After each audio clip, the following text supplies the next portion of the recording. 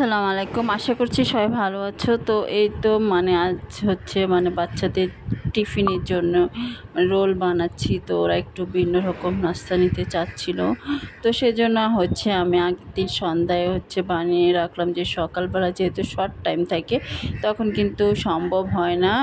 তো সেজন্য এখন হালকা ভেজে নর্মাল ফ্রিজে রেখে দিব। সকালবেলা ওদেরকে একটু তৈলে ভেজে দিচ্ছি আর কি। তো এই তো দেখুন সকালবেলা তৈলে ভাজলাম।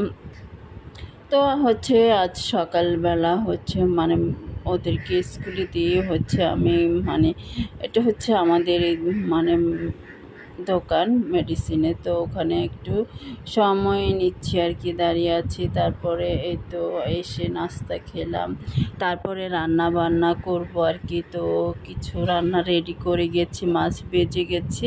তো এই তো এখন মাছের ঝোল করা হচ্ছে।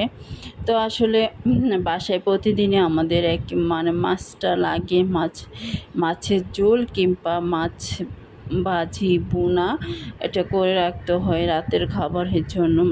রাতের সবজি কেউ তো এত একটা খেতে পছন্দ করে না, তো এই খাবারটা রেডি করে রাখতে হয়। তো এটা এখন রেডি করে রাখা হচ্ছে। তারপরে লাল শাক একটু ভাজি করব দুপুরবেলা খাবারের জন্য।